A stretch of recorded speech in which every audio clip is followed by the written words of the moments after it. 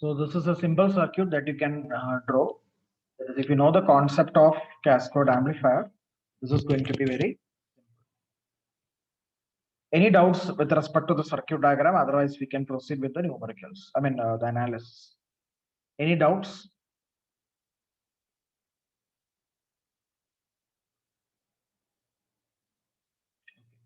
So let us proceed with the analysis. So what method we are going to use for deriving the frequency FH? It is nothing but the open circuit time constant method. So we have to take one by one capacitance, right? So first of all, we'll take CGS1. First, all of you take CGS1 alone. Open circuit that CGS1 and see to the input side what resistance that you are seeing that can be treated as RGS1. So this has to be short circuited. So whenever you're going to find the equivalent resistance, the voltage source should be short circuited. So this RSIG will be connected to the ground. CGS1 is now at gate 1 and ground. So if you see this through the terminals gate 1 and so ground, across the same terminal we are having the resistance RSIG also. One end of RSIG is connected to gate 1 and other end is grounded. So we can say that the equivalent resistance that is obtained after looking through CGS1 can be written as RGS1 is equal to RSIG. RGS1 is equal to RSIG.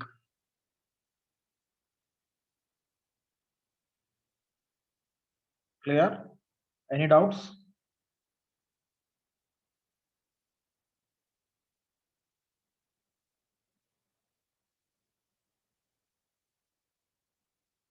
Sandosh?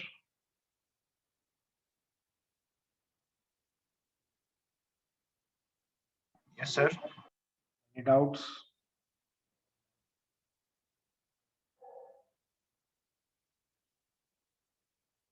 Coming to the second case, CGD1, which is the next capacitor, CGD1. CGD1. Where CGD1 is connected? CGD1 is connected between gate 1 and drain 1. CGD1 is connected between gate 1 and drain 1. Can you find any capacitor, any other resistance connected directly between G1 and D1? Is there is any physical resistance connected between G1 and D1 as such? No. So in that way, we will not be able to write the equivalent resistance just by observing the circuit diagram. So we have to go for some circuit analysis. So normally what you will do, whenever you are not finding any resistance across the two terminals, how will you find the equivalent capacitance? We will always fix a test voltage, right? So draw this diagram. We are going to fix a test voltage Vx between gate 1 and drain 1, and the current coming from that particular test voltage can be considered as Ix. Okay. So the test voltage is Vx and current is Ix. And to the gate G1, I have connected RSIG. As per the circuit diagram, to the gate G1, I have connected RSIG. So should I consider CGS1 at that time? No, because I'm considering CGD1 alone. So at that time, I should discard all other capacitances in the circuit. That is what the method says, right? Whenever I'm connecting one capacitor at a time, all the other capacitors have to be removed. They should be made as 0. So we will not connect CGS1 at the G1. Now, what about D1? What about D1? At D1, I will have some resistances. So let me take it as RGD1. I mean RD1. Right? That will be my output resistance of the transistor Q1. Like R0, R01, R02 and all. Last time in the previous circuit I have denoted, right? For every transistor, we'll have an output resistance which will be available across the drain and source. So that will be nothing but your RD1, which I have denoted here between D1 and source. And you know that the current through the transistor is Gm into VGS. So since this is a first transistor, the current is Gm1 into VGS1. So that will be flowing from drain to source. Source is our ground. So if you can find the ratio between Vx and Ix, then we can finalize our equation for RGD1. Clear, students? So this is the simplified frequency and circuit. I mean the high frequency equivalent circuit in order to derive the expression for RGD1. So why we are going for this particular diagram? Because if you see the terminals across CGD1, we are not getting any physical resistances connected across the terminal.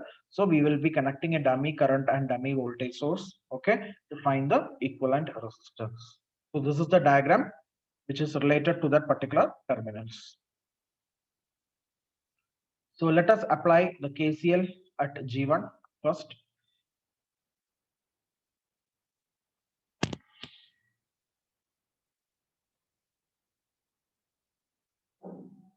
So both are leaving currents. Both currents are leaving currents as far as the gate 1 is considered. So IX is one current which is leaving from gate, and another current is flowing through RSIC in this direction. If you want, you can put an arrow mark over here. And what will be the current flow through RSIC? It is nothing but the voltage divided by resistance. Voltage is VGS1. At this node, we are having the voltage VGS1. Since it is a first transistor, we have to put a suffix 1. So the current flow through RSIC is VGS1 plus RSIC plus IX is equal to 0. VGS1 by RSIC plus IX is equal to 0 because both are leaving current. Now I will take this IX to the right hand side.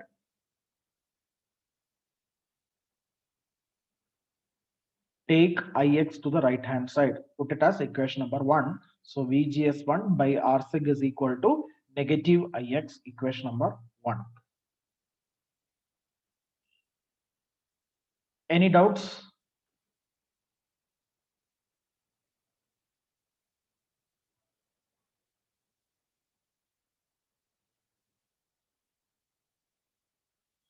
Coming to the next node, that is D1.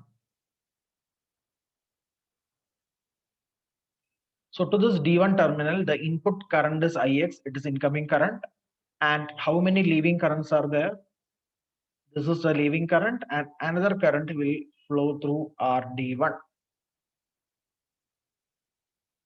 Therefore, the incoming current IX is equal to GM1 VGS1 plus GM1 VGS1 is one current plus another current is flowing through RD1. So for that, we need to find the voltage at D1. What will be the voltage at D1? Voltage at D1 is nothing but voltage at G1 plus voltage of that dummy source or the test source. You apply the KVL, right? Voltage at drain is equal to voltage at G1 plus the test voltage Vx. So what is the voltage at G1? It is VGS1 plus Vx divided by this resistance, that is RT1. That will be the current through RT1, which I have put as shown in this equation. So any doubts in 1 and 2?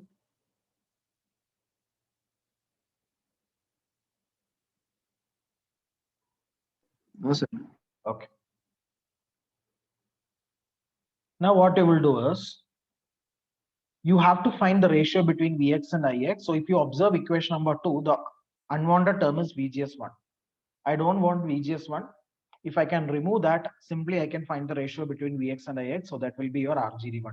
So same approach you are repeating. Whatever you have done in common gate, common source, common drain, same approach we are doing here also. So it is not a big deal. Okay. If you practice those derivations, this is going to be very, very, very simple. So put equation 1 and equation 2 so that I can eliminate VGS1. VGS1 is minus Ix into R6. If you cross multiply equation number 1, that you can put in equation number 2. And please do the remaining part and derive the expression for RGD1 and check whether you are getting this. I'll give you 2 minutes.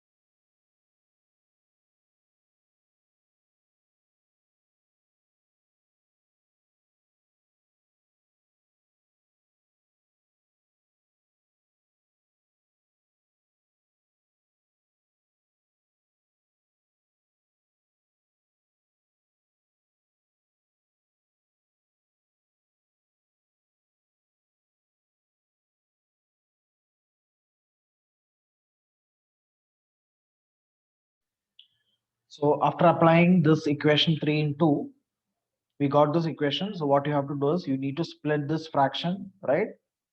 Split this fraction. So it will become minus ix r6 by rd1 plus vx by rd1.